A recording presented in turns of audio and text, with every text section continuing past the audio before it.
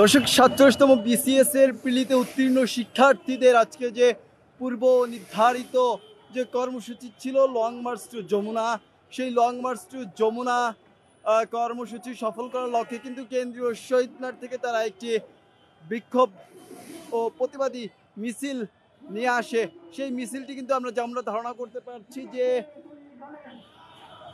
আর মাত্র 30 সেকেন্ডের পথ রয়েছে। ইতিমধ্যে কিন্তু পুলিশ তাদেরকে আটকে দেওয়ার জন্য ব্যারিকেড দিয়ে রেখেছে, অর্থাৎ পুলিশি বাধার সম্মুখীন হবে কিন্তু 47তম বিসিএস এর পিলিতে উত্তীর্ণ শিক্ষার্থীদের আজকে যে লং মার্চ টু যমুনা, সেই কর্মসূচি কিন্তু পুলিশি বাধার সম্মুখীন হতে যাচ্ছে, যেমনটা দেখতে পাচ্ছেন।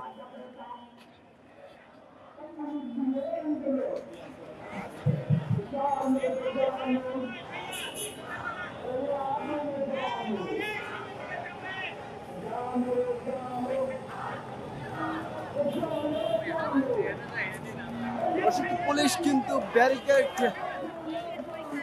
ব্যারিকেডের মুখে কিন্তু এই মুহূর্তে 47তম বিসিএস পরীক্ষার্থীদের যে লং মার্চ টু যমুনার যে মিছিলটি ছিল, সেই মিছিলটি কিন্তু পুলিশি ব্যারিকেডের সম্মুখীন হয়েছে এবং তারা কিন্তু এই মুহূর্তে দাঁড়িয়ে পড়েছে। যেমনটা দেখতে পাচ্ছি যে তারা কিন্তু এই মুহূর্তে নানান স্লোগানে কিন্তু প্রকম্পিত করে তুলছে এবং পুলিশ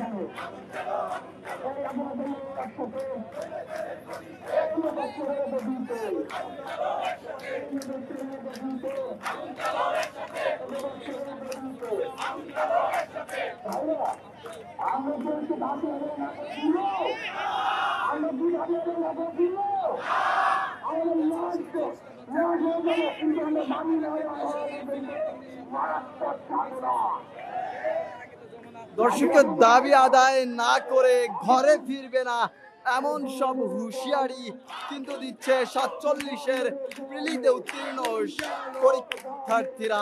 যেমনটা শুনতে পাচ্ছেন যে নানান স্লোগানে কিন্তু এই মুহূর্তে 47তম বিসিএস এর প্রিলি উত্তীর্ণ শিক্ষার্থীরা তারা কিন্তু শাহবাগ থানার সামনে পুলিশি ব্যারিকেডের সম্মুখীন হয়েছে। তারা কিন্তু আমরা কয়েকজন শিক্ষার্থীকে দেখেছি, তারা কিন্তু পুলিশের ঊর্ধ্বতন কর্মকর্তা যারা রয়েছে তাদের সঙ্গে কথা বলছে এবং তারা তাদের যে কর্মসূচি, সেই কর্মসূচি বাস্তবায়নের লক্ষ্যে কিন্তু হুঁশিয়ারিও দিচ্ছে, যেমনটা আমাদের মাধ্যমে আপনারা শুনতেও পাচ্ছেন।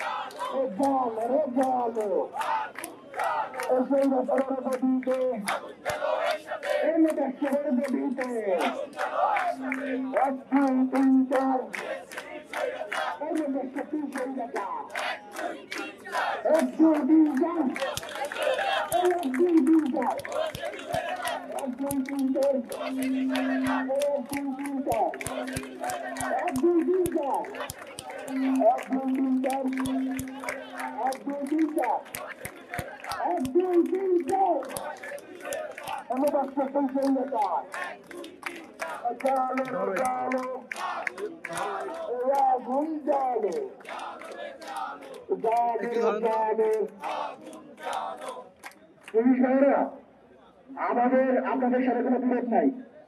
আমাদের যে যৌক্তিক দাবি আপনাদের নীতি যারা আছে তাদের কাছে পৌঁছাইবেন।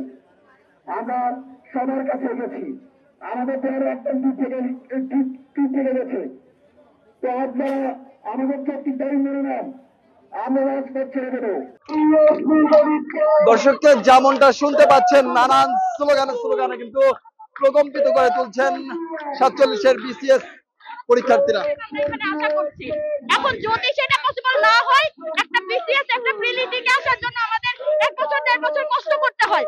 এখন আমরা এখানে আমরা আমাদের জীবন দিব, তারপরে আমরা এই জায়গাতেই থাকবো। তো যেখানে যেখানে আটকাবে সেখানে গুলি করুক, মারুক, যা খুশি করুক, কারণ আমাদের আর হারানোর মতো কিছু নাই। কালকের দিন পরে হচ্ছে পরীক্ষা, কালকে থেকে শুরু করে 19 তারিখ পর্যন্ত পরীক্ষা, 27 তারিখ থেকে 19 তারিখ, একটা 20 দিনের পরীক্ষা দেওয়ার জন্য অ্যাটলিস্ট 20টা দিন তো লাগে মেন্টাল প্রিপারেশন নেওয়ার জন্য। আমরা রবিবার পর্যন্ত আশাবাদী ছিলাম যে আমাদের পরীক্ষাটা পিছাবে, ন্যূনতম যে যৌক্তিক সময়টা দরকার 4 মাস সময়, এতটুকু অন্তত আমাদেরকে দিবে। তাদেরকে কে বলছে যে নির্বাচনের আগে পরীক্ষা নিতে হবে, আর নির্বাচনের আগে নিলেই যে ওরা রেজাল্ট পাবলিশ করতে পারবে, বেকারত্ব দূর করতে পারবে, এগুলোর কোনো মানে হয়? এই যে নতুন পোলাপানগুলোকে যে অনুৎসাহিত করতেছে, তারা দেশ ছেড়ে যাবে কখনো না কখনো পর্যায়ে।